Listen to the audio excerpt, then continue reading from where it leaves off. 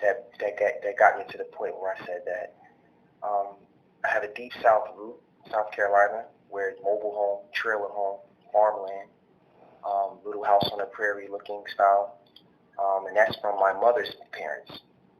I have the urban landscape from my father's side, which is, more or less, East Orange, New Jersey, Trenton. He went to college in Trenton, D.C. Him after he graduated, moving to D.C. and having to get, work there.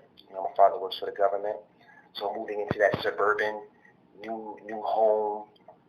You buy the house before it's built. That type of. My dad. He was the first person to show me that all new furniture at the time. So, but my mom, she was always an antique collector, and I never knew it. She had such an eye and such a perspective on furniture that to me, I didn't really know the difference between what she was thrifting or what she was collecting versus what was really out there and the premium market. She understood oil paintings. She understood Victorian couches. She bought this one cabinet that was a TV set, took the TV set out and made it a cabinet. She has it in the house to this day. There's a globe in the store right now that my mother gave me. I had an aunt, Aunt Alma, that was my grandmother's sister. She had this Thai statue that all my life my mom used to always say, "You're going to give me that statue. You're going to give me coming over the house, for Thanksgiving and, different functions." And we come up the stairs. That statue is sitting right there, and she said, "You're going to give me that statue." And, she ended up inheriting the statue. The statue's in my mother's house right now. So even when I go to my mother's house now, and us not even really talking about antiques, we never had the conversation until recently about, my connection to antiques. But looking in hindsight, I think my eye developed from her first, just to have an aptitude for it, a taste level for it. She loved jewelry. She loved costume jewelry.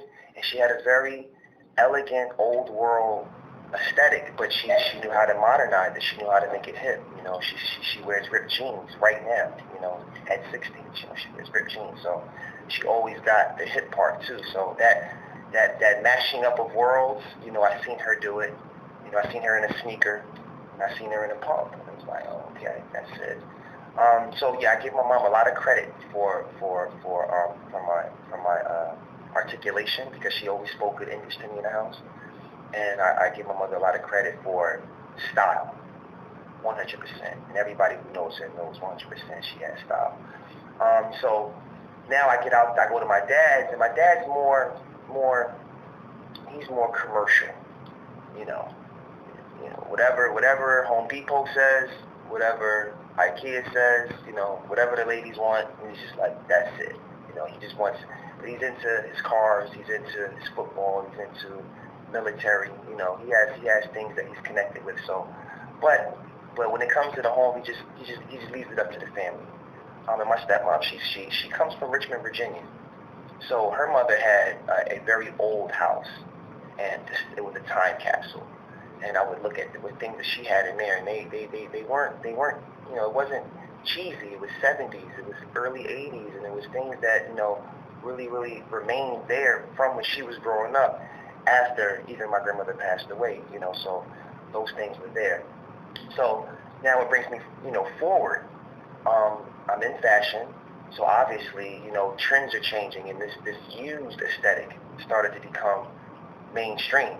Bricked up jeans, the double RL look, Ralph Lauren, we love polo, Wu-Tang, of course, polo, that's where that comes from. Your style comes from Ralph Lauren, you get inspired by these different things. So now you come in contact with his retail, and then you're starting to see these things, and you're like, wow, and you're seeing how it's merchandising and how it plays a part in stories, and now you start to see it in editorial. And now this is influencing the clothes that I buy, it's influencing the things that I sell. And naturally, I'm looking at the environment that it should be in. Even if I don't have that environment myself, I'm like, wow, this is the environment.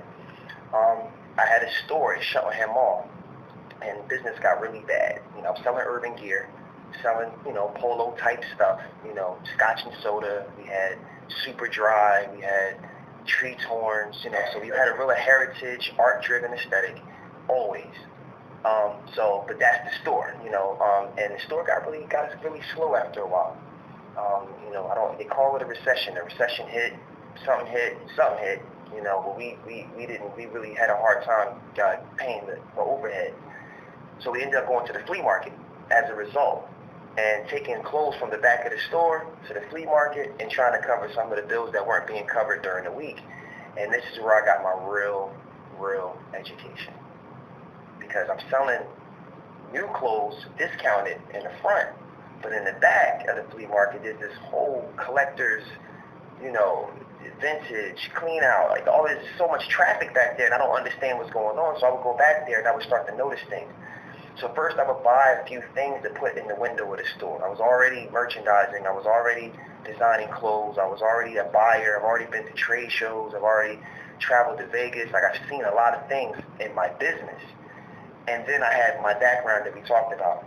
So now I'm using these things to tell stories in the store, but I'm still selling mostly clothes, but I'm not selling these items yet. And there's a brother named Taji Nahal. He comes into the store, and he is a Philadelphia artist, and he is a very renowned artist, very good at what he does. He's been in, everybody knows him. His taste level is beyond. But this is my first time meeting him. So I'm in my early 20s, mid 20s. I don't have any kids at the time. I think I know something about something, and he's just looking at me like, you guys calling this a concept store? I don't even see the concept. And I'm like, all right. So he starts to mentor us a little bit. He's coming in, he's bringing things in, he's introducing us to things, he's educating us in things, giving us names to read, artists to look at. And again, we were already educated. We were already a part of the design conversation. So we were looking at magazines. We were looking at denim magazines. We knew things, but he took us further back. And that further back gave us a little more of the source of the things that we were delving in at the time. So it was depth now. It was more of a dimension to what we were doing. And I ended up getting an opportunity to open up a store in New York. I got a question for you. How did your curative eye change once he gave you to the idea of the source? Because a lot of what we made and developed was off of pictures. Like designing in the early 2000s for a lot of graphic artists was, you take inspiration, you create a graphic, you make a T-shirt. A lot of what you did was based off of a copy of something else. Even look at Ralph Lauren. I love Ralph. I love Polo. But a lot of his items that we loved were remakes of things that were already a part of the American heritage repertoire. The motorcycle jackets, the wool jackets, the trenches, or even English, items that he would just revisit, reimagine, and add some modern detail. And you'll come in contact with the actual item he was inspired from, and learn a little bit about that, 1930s versus 1940s, and the different materials and where things were made, what's the significance of being made in America, what's wrong with things being made in China, what is this? What is this conversation? Where did it start? So a lot of that started to come out.